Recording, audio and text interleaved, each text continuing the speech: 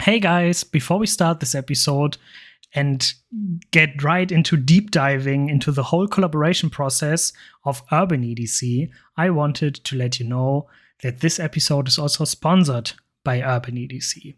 Urban EDC, your stop for your everyday needs, if it's flashlights like the CW, microclick, or amazing knives like the Miso, the f5.5, or collaborations with Magnes, the PM2, or the Tsunami Urban EDC special in the Yamato Club.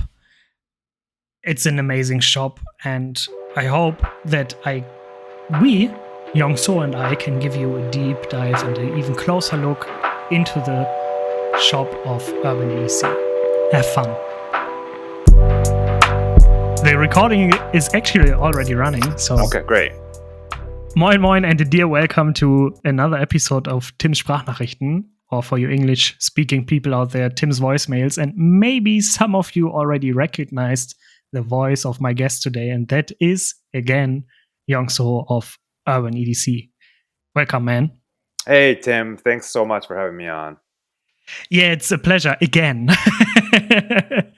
So last time we introduced your brand to my audience and my community, and today we are packing our diving gear and dive straight up into your collaboration process, right? Yes, that's right. Yeah, I'm happy to share, whatever you want to know about the collaboration process. So the first question is, what was your first collaboration? This is a very interesting question. So I know you sent me these questions beforehand, and I had to think about this one. So to be honest with you, I don't remember my very first one. And I think the reason is because it was the first collaborations that I did were very they're more like exclusives. And Okay. they were more along the line, like they were very like small variations to products that the other brands or makers were selling. And it was not as deep of a collaboration as we do now. Okay. And so I feel like it was probably, just an exclusive colorway for a leather product, or a knife, but it was very small quantities, maybe like 5 to 10 units.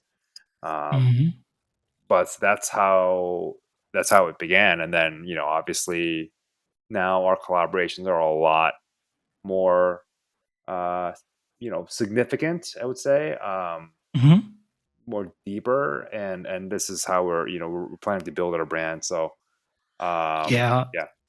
I mean, just look at the past month or so, what collaborations and exclusives you guys dropped, right? There was the Magnes, Nottingham Tactical, and then I don't know. That's so much, right? And those names aren't small businesses or brands, right? So that's quite a jump. Yeah, I mean, we're trying to do more. I mean, we're always looking for collaborations, but they have to, make sense on both sides. And so, we get a lot of inbound requests now from people, makers, and they want to brands. They want to work with us, and it has to make sense for us, but also has to make sense for them as well. And so, while we're continuously looking for new brands and makers to collaborate, we've become a lot more picky about who we want to work with, just because of how we've grown and the reputation that we have now. But like I said, it's not like we're closing the doors on it. It's definitely open. It's just we're trying to be more selective a little bit. So are you more like the active part or the passive part in looking for new collaborations? What's funny is the way I see it is you always you want to be in the more active portion of it. And what I mean by that, I think what you meant is like, are we actively looking? Yeah. I mean, we're always actively looking. But a lot of the collaborations that we've done that are very successful are the ones that I initiate with other brands or Oh, other yeah, makers. okay. And so that's Mm-hmm. kind of what I mean with active versus passive here. The ones where I've folks come to us and then we agree to do something, like those are, I mean, we still do a lot of those if it's the right fit. What I found is that the brands and makers that are, in terms of the caliber of the quality of the brand and the reputation, like they're not going to go out and ask us to collaborate. We have to go and start conversations, build relationships, and then work together down the line. And so I've actually had to nurture those relationships myself. And, it's an active Yeah. process versus a passive one where I'm just Oh, yeah, definitely. waiting for collaboration opportunities to come to me. Like I Yeah. rarely take those on. Yeah. I mean, it's like, for me, totally relatable because, like, we are working together, right? It's always active. It's nothing like that's something that's passively happening. Mm-hmm. It's always that we start conversation and start talking about new ideas of content creation, right? And then we try to match our ideas, and Right. then the content, in that case the product, right, then is kind of published Right. or created in that sense. Yeah. Right. So let's take the F5.5 as an example. And you already said it. I think, like you said, Vox came to you guys and then it fit and you created the F5.5, right? Yeah, so the F5.5 is probably our most successful collaboration, and it was with Jasper Voxnaes, and the way it actually happened was, I don't know if you know Steven Antoinissen. He's he basically messaged me and said, hey, Vox has a custom knife, the F5, that he has Mm. not made into production, which I thought was a little bit it's a good opportunity. And so Oh, yeah. I essentially, Steven and I convinced Jesper that we should bring a production version of his F5 market. Best idea ever. Yeah. So that happened, and it was not just a one-for-one copy of the F5. The F5 is actually slightly larger. The Mm-hmm. F5.5 is a little bit more compact, more EDC friendly. And there were some design elements that Jesper changed as well. So it's when you look at a knife, it may look similar, but it's a different design, because if you shrink down a knife, it's not just making a knife smaller. There's a lot more that goes into that. Mm-hmm. Ergonomics, Oh, yeah. like different like little elements that you need to adjust when you're adjusting the size. Like it's not proportionately getting small. It's just like you have to change different parts of the knife. And so, yeah, I mean, Jesper did a fantastic job, obviously, and it's been our most successful collaboration to date. Yeah, like in the Who Actually Is episode we did, I said the F5.5 for me personally, and I think you agreed to it, is like the flagship of Urban EDC, right? I would say right now that it is, yes. Yeah. So, how did it impact the whole design process, right? So, it should be much easier, or the design process in itself should have been shorter, right? Just because Jesper had already had the whole design, just needed to adapt the design to the new size, right? I mean, it's always a work in progress. It's something may seem simple, but ends up being a lot harder than it looks. Yeah, the devil is in the details, right? Yeah, and then when you start prototyping and things like that, you find out that something doesn't work as well, Oh, yeah, okay. and so you can try to fix it in a variety of ways, but it's usually you have to come up with a creative solution to fix that issue. So it's not always we have this I have this knife idea in my head, like let's bring it to production. Like it's not as simple as that. It's a lot of going back and forth and Mm. trying to figure out what exactly we need to do to perfection is really difficult, obviously, but Yeah. we always try to make the knife as perfect as possible to the best of our ability and let the Mm. market decide what it thinks about it. So let's take the f5.5 and the Miso, and let's talk about the differences in their design process, because the f5.5 comes from a remarkable knife designer and maker, right? And the Miso is by I forgot his name. Brandon. Everyday Minimalist. Yeah, Yes. Brandon. Exactly. Yeah. So, and he isn't like a professional knife designer, right? He is not, but he has seen a lot of knives and Oh yeah, sure. reviewed a lot of knives. That so yeah, let's talk about the differences. Brandon's design. So it essentially the way we work with designers, it's very I specifically try to tailor my the process and the way that I try to run this as smoothly as possible for whoever we're working with.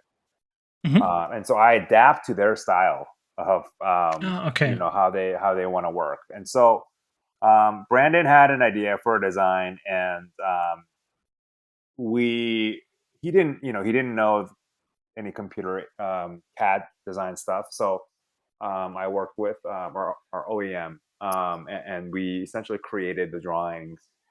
Um, he actually, I think it was actually like almost like a just a sketch on a piece of paper, and that's Mm-hmm. how the Miso was essentially a sketch on a piece of paper, and then we created a 3D drawing.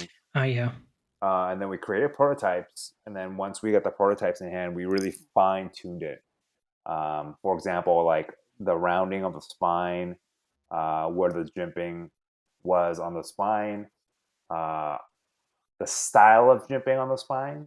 So there's a lot of these like fine little details that a lot of people may not know, that goes into it. But yeah, I mean, we like literally like the clip, we wanted to extend it like 2 millimeters. Like these are really small little things that we did to in our eyes and in Brandon's eyes to perfect that knife. Mm-hmm. Um, yeah, so that was like Brandon, and then Jasper, he sent the 3D file. He's a veteran at this, so he sends over the files, and then we go back and forth, and then ultimately we go to prototyping, and then we make a few prototypes. Jesper and I will essentially like play around with it for a couple weeks, and then we'll kind of regroup and say, hey, like, what do you think about this? This. What do you think about this? And then so we will come up with a bunch of potential changes, and so we go back and forth. I mostly, I trust Jesper, obviously. I will defer to him in a lot of ways. Yeah. But there are things where I've brought things up, and he was like, "Oh yeah, good point. Like maybe we should do it this way." And so Mm-hmm. I don't want to feel like I shouldn't or can't bring up things because he is Jesper. So I try to bring them up, and then he usually has a good reason for whatever design decision that he made. And then once he just tells me, then it's good to go. Then we will put it into um, put it into production. And Mm-hmm. typically, what we do with new models is we will um, get prototypes made, and we'll actually share the prototypes with a bunch of folks who have audiences, and we'll do a pre-order on them. And the reason why pre-orders are very, very like people love them or hate them, and the reason why we do the pre-order is so that we actually get a bunch of different configurations and variations, and we want people to really feel like they can get the exact one that they want. because there's a lot of risk with inventory, especially at our price level. Like we are not, we're making like high-end knives, and so our price range is, I don't know, 270 to 350 or so. And so we are a little wary about, holding inventory. And so we launch a new model with a pre-order, but then once a model has been launched, then it's proven like, hey, it's a successful model, then we actually just go into production for all the other configurations that come out. Like, for example, now obviously F5.5 is successful, so we don't do pre-orders of F5.5 variations anymore. But yeah, any new model we go into pre-order to gauge demand, see what people want, see what people like, and then from then on we will bring in configurations, not pre-order style, but just bring them in. So would you say that the process with the knife designer like Jasper is more like driven by the designer and the maker, and the process with someone like Brandon is more like a co-op, I would say, like a work together? I think that really depends on the designer. So the level of like detail that, like, there are some designers that I'm working with right now. They are very, very opinionated on the design elements. What I mean by that is they're very specific about how they want to do their designs. And it's not as simple as like, oh, updating this, updating that. Like, they really think about it for a long time. And so I'm very careful not to, I want to be respectful of their process. And so I'm more careful with them than other designers who are more open to updates and changes and whatnot. So, so I really try to adapt to the style of the designer. And I would say that designers are not as like, there are other designers who are also just, they're not YouTubers, they're designers, but are really easy and open for feedback. And so, it's not a matter of like, Brandon versus Jesper. It's just each individual case by case basis, right? Oh, okay. Yeah. Okay. So you just talked about the whole pre-order process, right? Yeah. I think the most recent example of a pre-order would be the Isurus, right? Yes. That's your integral folder, or your first integral folder with the special tool and stuff. I featured it on the EDC news in June, and I think the pre-order ran through June, right? It did. It did really well, and that one is actually designed by Nick Mueller from Nim Knives, and he's a German designer. So your audience, I think, would really like his stuff. We're gonna be bringing his knives in, and Knife Lounge is actually going to carry this model. So, wow, awesome. Yeah. Sweet. I really loved the design right as I saw it, right? So, I mean, I got a heart for integral folders because I think it's just such a clean variant of a folding knife. You just got one simple screw, and that's the pivot, and nothing else. And yeah, I mean, I click with it. So yeah, it's hard to make also, which is why it's not as cheap. But yeah, sure. But I mean, there are things you got to pay for, right? Exactly. Yeah. And quality comes with the price. And I mean, to be honest, I always think when looking at your page that the prices you or the products you offer or the knives you offer at the price tag they come with is more like a mid-range budget in the knife world, right? Because like 250 to 350 is for me like the mid-range price tag, because I mean there isn't anything stopping you from paying X amount of money on a knife, right? And in the past weeks, months, years, the whole custom mid-tech scene really grew. And for me, at least that's my my point of view, right? So it became it became easier to pay like 500 plus euros or dollar on a knife.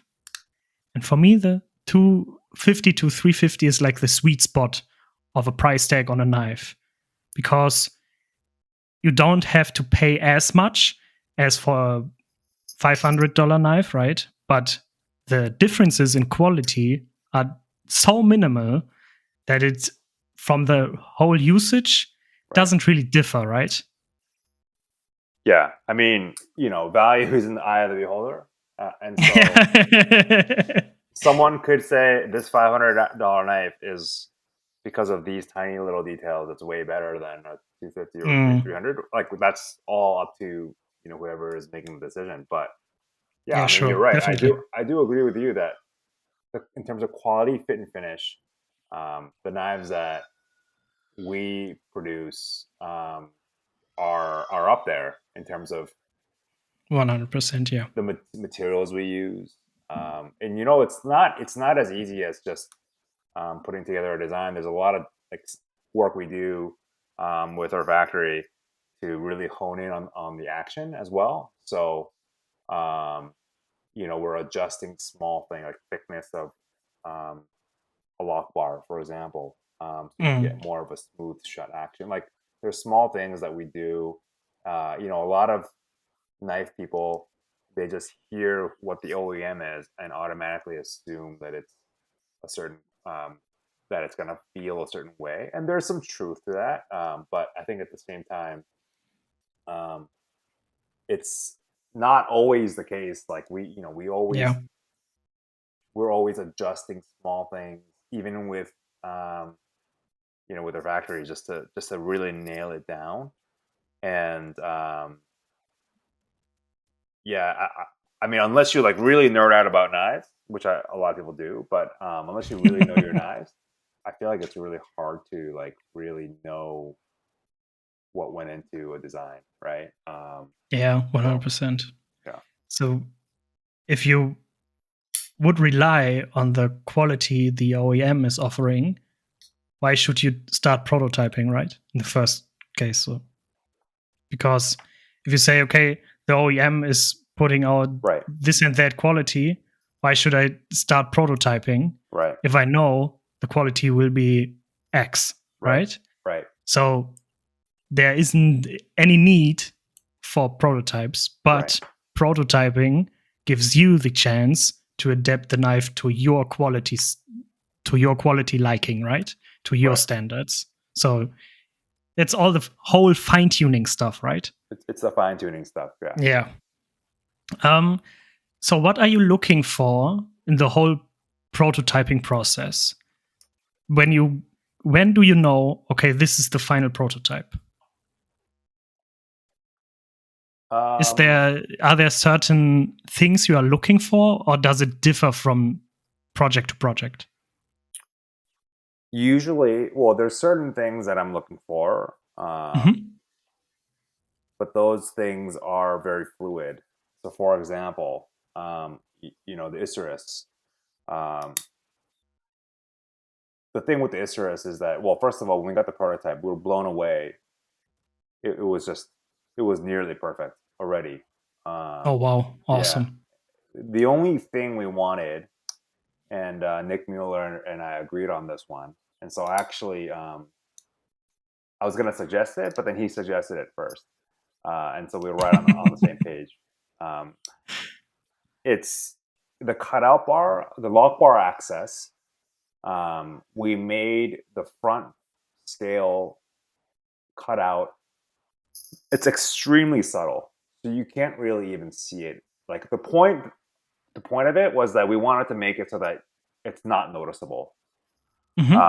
So a person will not notice it unless they really know their knives. But basically, we cut out ever so slightly a little more on the show side scale. It's like 2 millimeters, so that the lock bar on the frame lock is easier to access. And it makes a huge difference when you're using it. Mm.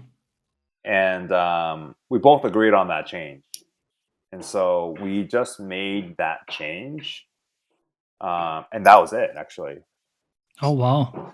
And so we, back and forth, but then sometimes knives are, not as, they need more work. Like, I will get a knife prototype, and it would just, there's a lot more things that we need to work on. But the goal is obviously to get all the changes, updates as perfect as possible, and then we run the prototype. Because if you just have a drawing and then you just run prototypes, like, it's almost guaranteed that there will be a lot more things wrong. Well, not wrong, but things that need to be tuned in, versus if you really look at the 3D drawing and you imagine you're holding the knife and you're like, okay, when it closes, it does this. Like, is this how we want it? Like, because you can make a lot of updates to it before you run the prototype. And the goal is to get as many things, fine tuned as possible before you run the prototype. You don't have to do a second round of prototyping. Okay. So that's what I've been doing a lot more of lately, which is, we just pay a lot more close attention before the prototyping round to try to nail it. Sometimes it's not possible. Like, we're doing something more innovative, and like, we have a few designs coming out with Vulpix knives. Steven. Oh, awesome! Yeah, another German designer. Another German designer. Yep. And that's why I mentioned it, because I know your audience is. So his designs are really unique, and a lot of them are like pushing the boundaries of what's possible. And so we have to make prototypes to see if we can even do it. And that's a lot more. It'll take a lot more time and several rounds of prototyping to figure out if that knife is going to turn out great. And so basically, something that's a little more like a frame lock or a liner lock, those are, I would say, done more often, so they're easier to do. But when we're trying to do something that's more unique, there's more rounds of prototyping that needs to be done. And so, I understand that's part of the process, but in the end, like, the result we're going to get is like a knife that's very unique. And probably it'll, people will try to buy it because it's unique. And so I don't mind doing that for projects for knives that are pushing the boundaries of what's been done before. Did you think about 3D printing in your design process at one point? We don't 3D print right now. We have 3D printed non-knife stuff, more EDC tools. Okay. But not the knife stuff. Because I feel like it's getting more and more into the design process of knife makers and brands, right? Prototyping by 3D printing. And then as you spoke, I thought, hey, did they try it? Because I feel like it's a cheap and easy way to get the first impressions, rough impressions, I have to say, right, of the knife design. Yeah, I mean, I think so. But you know what? It's a little bit, because of the way the metals interact, like a lock bar, for example. I think for prototyping knives specifically, it's good for like ergonomics and seeing the dimensions and the feel of the knife in your hand. But it will not solve a lot of the other questions Yeah, definitely not. Yeah, sure. So I think sometimes it's you get more answers by going into prototyping versus just 3D printing. Okay. Yeah. I mean, makes sense, right? Just ergonomics and how the clip feels in hand. That's the stuff that could be impacted by 3D printing. Right. But like action, how the lock bar feels, how the blade cuts, you can't do that with 3D printing, right? Right. Could be tough. So, how does the Urban EDC branded designs and products differ from your exclusive variants like the Tsunami by Pyratech? Yeah. So when we do collaborations with other brands, we're now doing deeper collaborations where we want to essentially we have this pattern called Chaos Sageha. And actually that was coined by one of our customers. But we've since now kind of ran with that and actually trademark it now. So we have a trademark for the Chaos Sageha pattern and the word that's mark. sick. Yeah. And we want this pattern to be kind of like a recognizable, oh, that's Urban EDC. And so we're running a lot of collaborations now where that pattern will appear when we do these, collaborations with brands and makers that are, with their own products. So these are not Urban EDC products. These are the collaboration projects that we're talking about now. The exclusive, so to say, right? Well, I mean, the word exclusive is a little bit. Yeah. Well, the reason is because like a lot of the knives that we sell are exclusively sold through us, but we make them. Okay.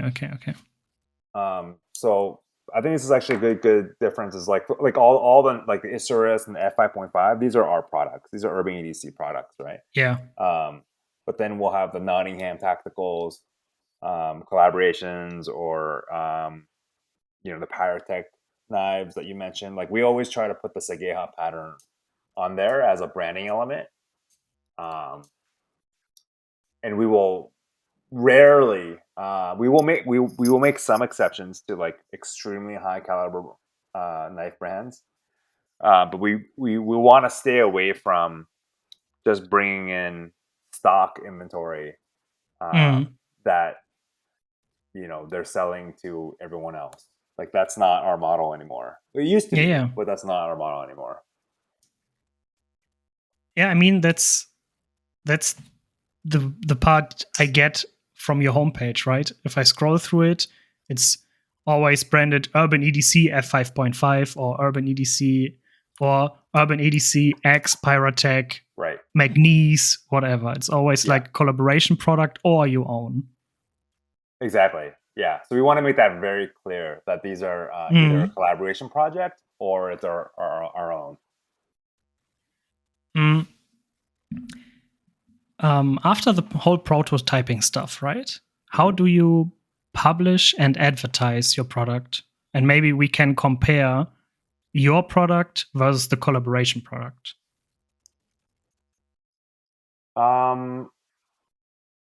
Well, it depends on each brand. So we only work with top-notch makers and brands, right? So there's a certain level of bar of quality that I know those brands are capable of. And so when we work with other makers and brands, we only work with the best of the best. And so I don't really have to worry about quality from those guys.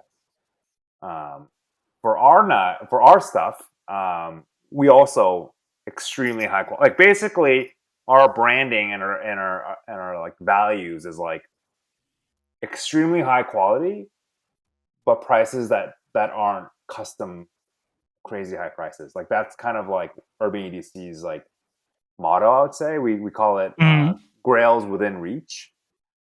So grill. Oh yeah, that's an awesome term. Yeah. Yeah. Oh yeah, that's one I will remember.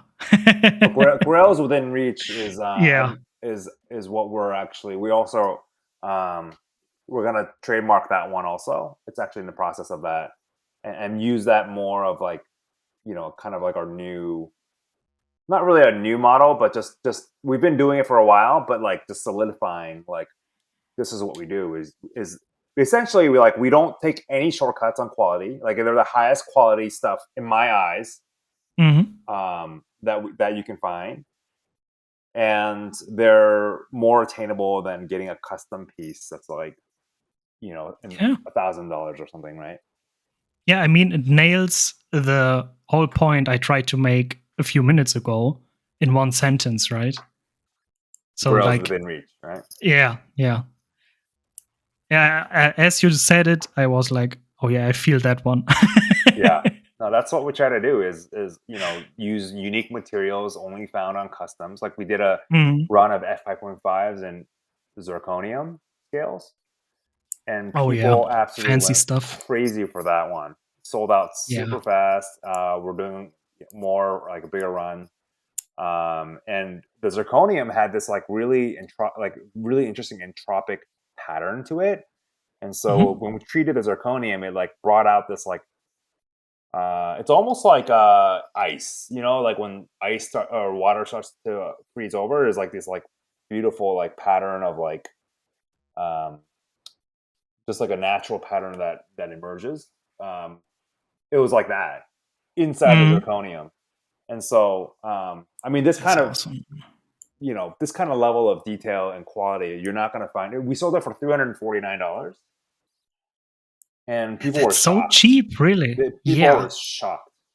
They were like, "Wow, like this should easily be just like a $500 knife, easily, or even higher."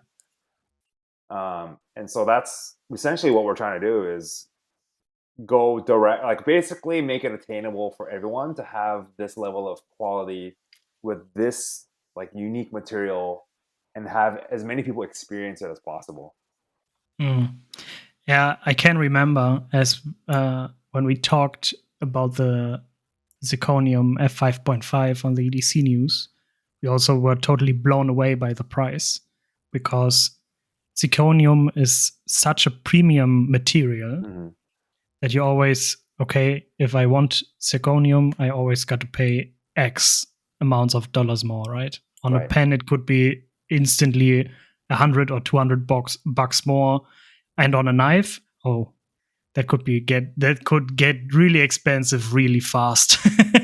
Right. And then $349 or $350. I mean, that's insane, right? Yeah. I mean, that's our goal, right? Is like people to be like, wow, this is like custom level knife, but only for this amount. It's like grails within reach. Yeah. That's an awesome term. Yeah, I love it. So the product is on its way to your warehouse. Is that the step you get nervous the most, or are there other steps that get you nervous, or even more nervous than the whole delivery process? I think the biggest thing that makes me nervous overall is when we make a big purchase on inventory that is a little bit unproven. Oh yeah, okay. And so that's why we do these smaller inventory drops, just to like get a feel for how it goes. And so, perfect example is the Lucky Duck lanyard bead that you have. I love it. That bead was very. First of all, it came out of my own personal life. Like, I have my 1-year-old son, and he loves these little ducks everywhere. And I just thought that it'd be kind of cool to have it as a bead. And so we made it. And so that, but I didn't know if there was going to be demand for that. And so the first run, we made like 25 units, and they sold out. And so and then we did 50 units, and those sold out. Like basically we just keep, making more and more based on demand. And I just don't want to make like 1,000 and have it sit for a while, because that makes me nervous. Like, okay, we we paid this much for inventory, and now it's just sitting there. And so that probably makes me most nervous is putting cash into a project that is new, and I just don't know how the market's going to react. But you know what? Our lanyard beads are doing really well now. Yeah, I can imagine. Yeah, we have the gummy bear ones now. Oh yeah, and then we have awesome. we released a new one called Sir McIntyre, which is like an old school PC computer with a smiley face on it. Those actually sold out in like a few hours, and so that we don't have any. We're making more. But yeah, I mean, it's now, I feel like we've got a good rhythm with these lanyard beats now. The Lucky Duck is such a.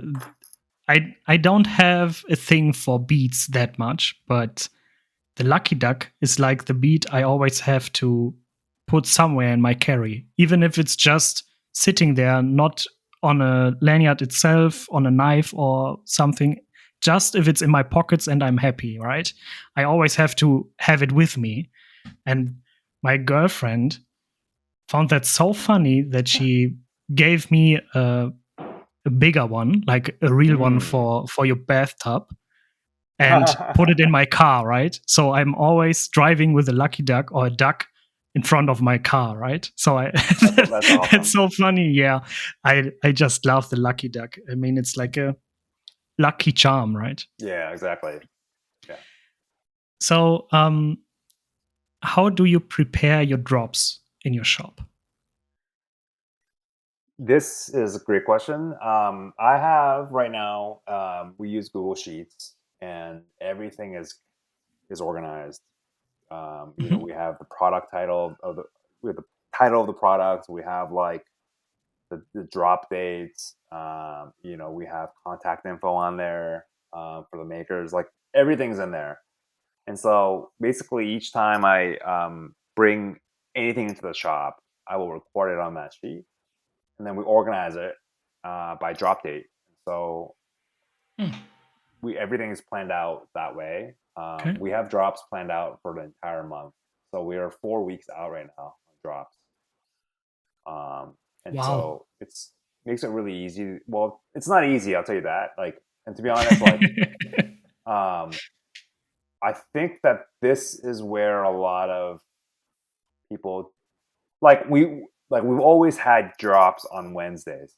It's like always a thing.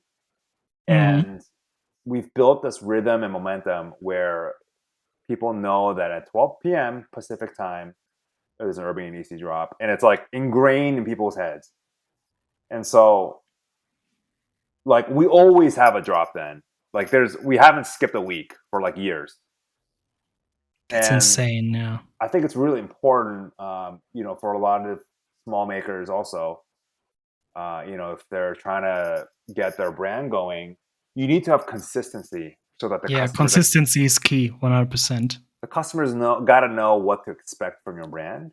Yeah. And so, I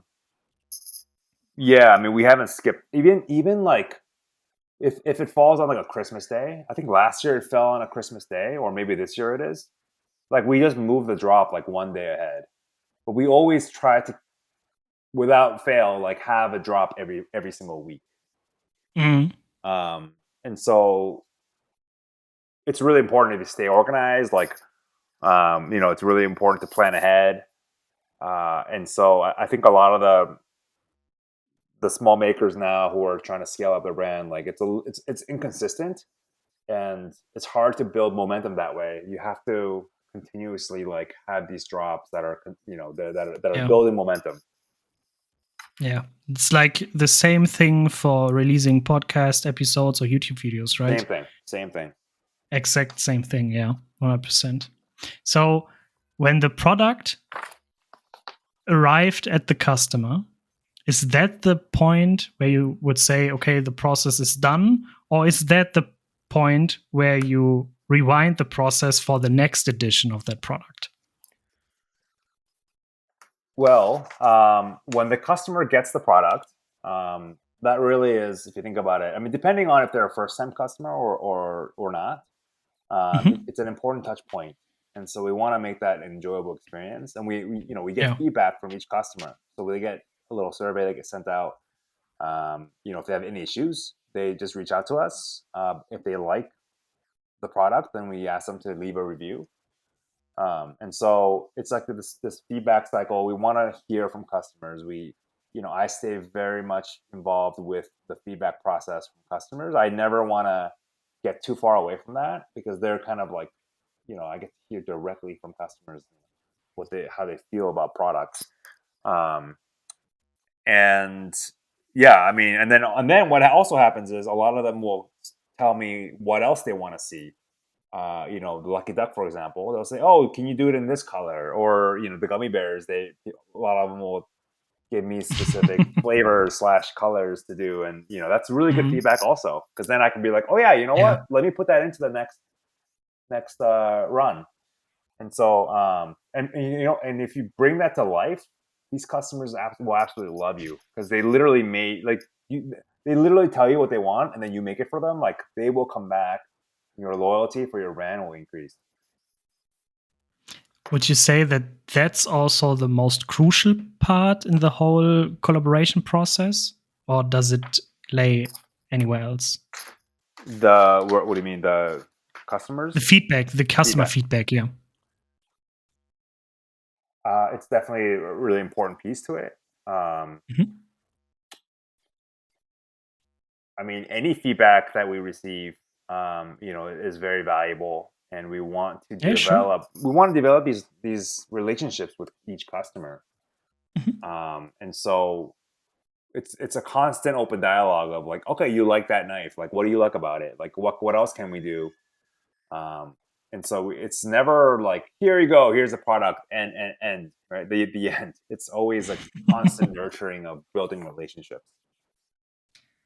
So what would you say then is the most crucial part in the whole collaboration process? I think you just got to nail the product, I would say. And it's a delicate balance between what customers tell you they want versus what you think you want them to like, and then them liking that, and then them being like, wow, like, I never thought about it this way, but this is really cool. It's a delicate balancing act. And it's not always like listen to the customer and like doing exactly what they say. You want to listen to what they say and then provide or launch a product that incorporates what they said, but in a different way, and they're like totally like pleasantly surprised by that. And that is that is the gold stuff. So is that also the point you would say, if you get that feedback, it's like the collaboration was successful? I mean, if we get feedback saying, wow, like, can you make more, or can you do this knife model in different materials, like that, I would say is very successful. Yeah. What's the collaboration that impacted Urban EDC the most? I mean, I would say the F5.5 over the years. Yeah. That's really changed us. Yeah. Yeah. I have to be honest, I'm not surprised by your answer, to be. Yeah. It's just, yeah, exactly. It's such an awesome knife. I mean, I carry it through this month, July, right? Every day. And I mean, I got the copper variant, right? It's a bit heavier, like, I mean, 240 grams or something like that. And yeah, I didn't know I love the weight so much like I do. And it's like such an awesome EDC blade, right? Yes. And by the way, that copper variant that you have, it's making a comeback. The drop date is August 20th. So August 20th. If anyone missed out on that one, the copper version of it, we will be we're bringing them back August 20th. If you love your knife heavier, get it. It's awesome. Yeah, I can't say much more than that, right? So what's your personal favorite collaboration? Is there any? There's so many. Yeah, it's one of the tougher questions, right? Oh yeah, I mean, honestly, like I love all the collaborations, for what they are, right? And so each knife that we do is, I really feel like from end to end, it's like we're like birthing a new product into the world, and it's a very involved process. And when we bring it out and people love it, it's just such a good feeling. And so, yeah, I mean, I would say that I don't have a personal favorite, but I do want to. I mean, there's a lot of, like right now. We have a lot of models that we're working on, and I know some of them are going to be like really popular. I'm really proud to show them off, and they're going to be coming down the pipeline soon. Oh, now I'm excited. So, last question for this round. You know it, right? You just answered it in the Who Actually Is, but now it's like Urban EDC collaborations in 3 words. Girls within reach. Right? Yeah, 100%. I mean, I would be surprised if you chose any other 3 words than Grails within reach. That's what we're going for. We want to make the best EDC gear that is essentially accessible to for as many people as possible.